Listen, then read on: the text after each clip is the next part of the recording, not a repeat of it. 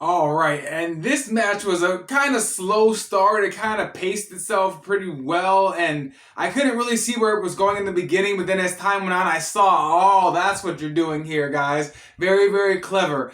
Very, very good back and forth. Lots of boots and lots of kicks from Asuka.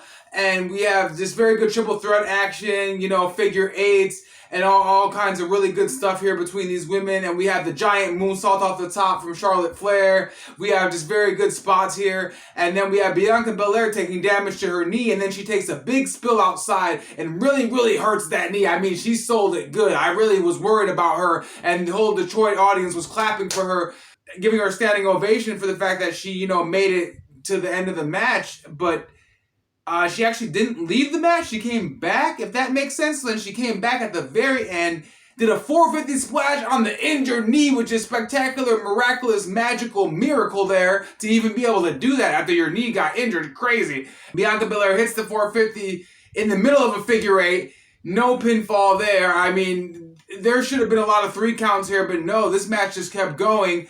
And then we have Asuka spit the mist into Charlotte Flair's face in the middle of a figure eight on Bianca Belair. And Bianca Belair actually, when she gets back in the match, gets the pin over Asuka to become the new women's championship in Detroit, the new women's champion in Detroit. Congratulations to Bianca Belair. What a great match, ending to the match. I didn't think the title would change hands, but it did.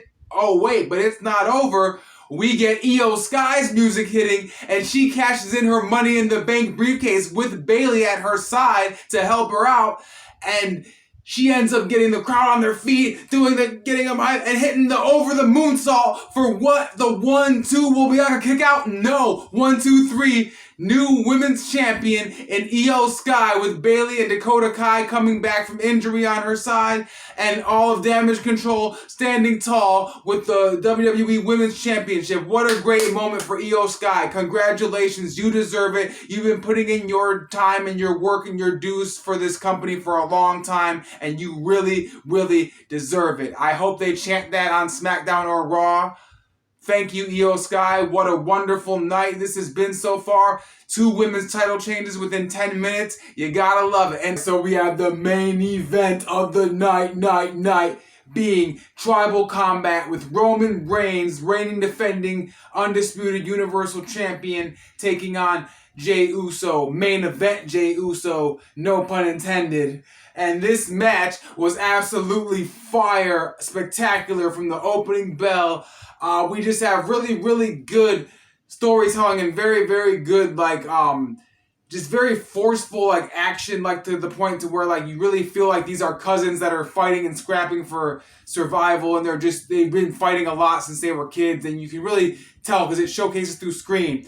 And Jey Uso was just doing the best he could to keep up with Roman Reigns on a main event level, which is not an easy thing to do, but just props to Jey Uso for being able to do that. And Paul Heyman, of course, his facials are priceless on the outside, and we have Jey Uso just doing his best to combat Roman Reigns' strength, and Roman Reigns is just too darn strong. He's just throwing Uso all over the place, and Uso hits the suicide dive, and then they end up bringing out the kendo sticks, and then Roman's just taking it to him with the kendo stick, but then that's not enough to keep Jey Uso down. Jey Uso gets the upper hand, and he grabs 20 chairs from under the ring and throws them all in the ring, and starts just wailing on Roman with the chair, and then he hits a crazy Samoan drop from the inside to the outside into the table, through the table, and this really, really messed Roman up. His arm was just all over the place, a crimson mess. We have Solo Sikoa get involved when they brawled to the outside, unfortunately, because I really, really was happy that this match was one-on-one,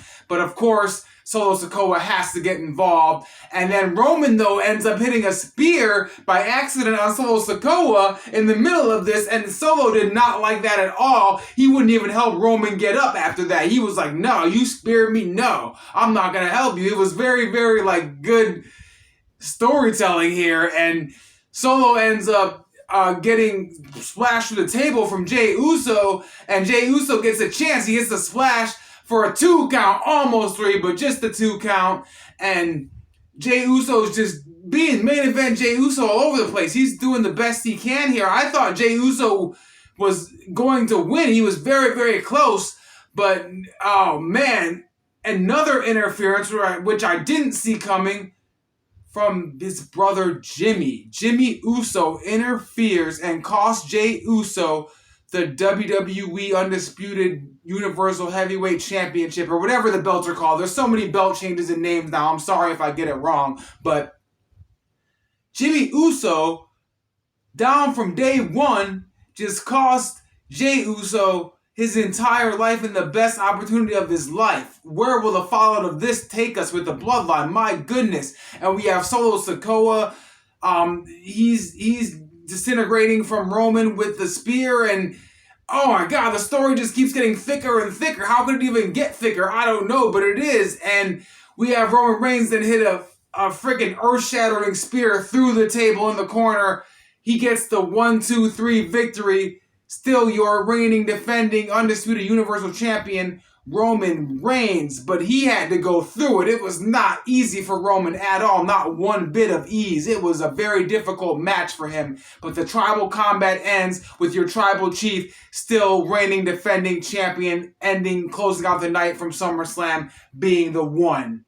I'm Ben Porter. SummerSlam has been just absolutely spectacular. It's been a long day. I'm tired. I'm ready to go to bed, as I'm sure a lot of y'all are. Good night. Ben Porter out.